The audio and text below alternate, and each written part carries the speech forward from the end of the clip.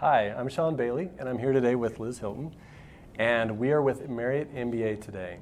This is a special segment because today we're going to be talking about our trip to Omaha, Nebraska to see Warren Buffett. The big W. The Oracle of Omaha. So let's go ahead and get started. I'm going to ask you a few questions, Liz, and let's just kind of discuss what happened. First of all, how did you get to meet Warren Buffett?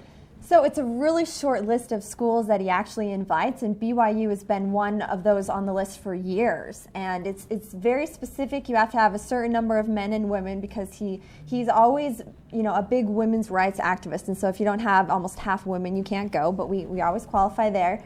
And you get to go and ask him questions. And, you can feel the Buffett vibe as soon as you get off the airport there in Omaha. I mean, there's pictures of him on the wall, and it's so exciting.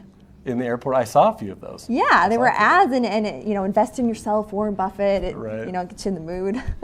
So what was he like in person?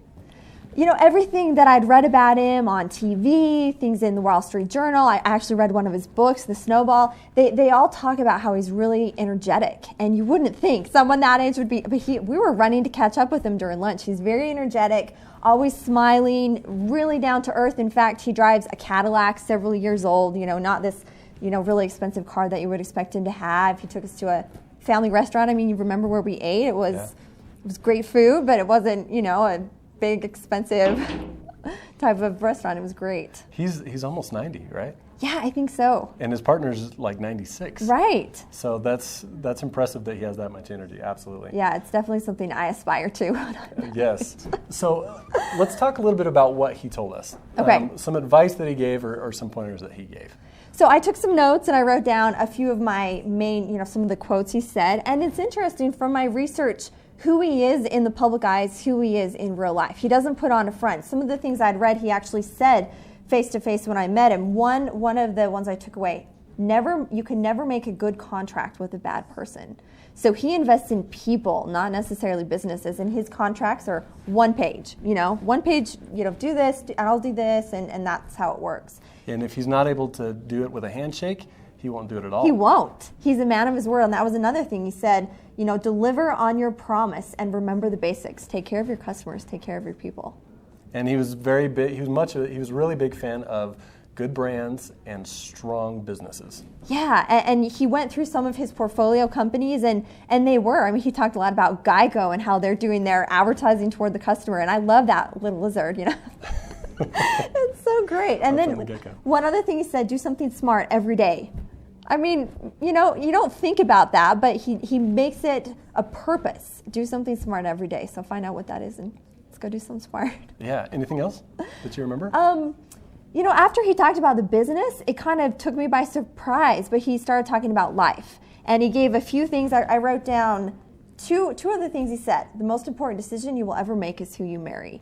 And he talked about that, make sure you have the same goals and the same things in mind, and you can do that. And then one other thing, you will move in the direction of the people with which you associate. So associate yourself with people who are better than you, and you'll become a better person. That is definitely true. And I love what he said about marriage, too. I think coming from BYU, we understand that even more than probably most of the crowd that was there. I was right on board with that. I was like, check. I want to hang out with him more because I feel like he's a wealth of knowledge. Yeah, it was so exciting. So what did you take away from your meeting with him? I think we all look at him like this untouchable person who's a billionaire, and he is. But I think he's just a normal person who tried to make good choices. And he did it smart. He put in the time. He did the studying. And obviously, was really successful, but I don't think it's that out of reach. We can all, put in the time and be successful in our own areas as well. Do you remember the book that he pulled out? It was a book of one of his first investment books that he had found.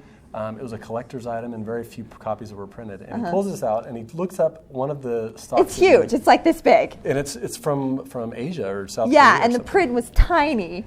And he's looking through all of these investments and he says, yep, this was an investment I made back in the 50s.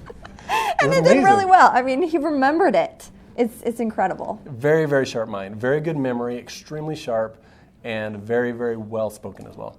I felt like I made a few pivots in my life just being in the same room with him. Things I wanted to spend more time on that I might have overlooked in the, pursuit of big business or corporate America. And it really made me kind of go back to basics and focus on what's important. Yeah, I think so. Yeah, it was a great so trip. You enjoyed the trip? Yeah, it was actually fun. After we got to meet with him, see him drive away in his Cadillac, we actually went to some church sites. We saw the winter quarters kind of display, and we went to the Temple of Omaha, and it was a great trip. Made some good friends with the MBA students and the undergrads who came, and it was big, something I'll remember, I think, for years to come. Yeah, winter quarters is only 20 minutes away from downtown Omaha. Mm-hmm. I also was able to go up there, and it's just beautiful. It's a beautiful place. Yeah, it was a great trip. It was fun to go with you, and it was fun to meet the big W and Absolutely. come back and talk about it. Thank you so much, Liz. And thank you for joining us as our discussion has unfolded about Warren Buffett. And we'd like to have you come back and see us next time.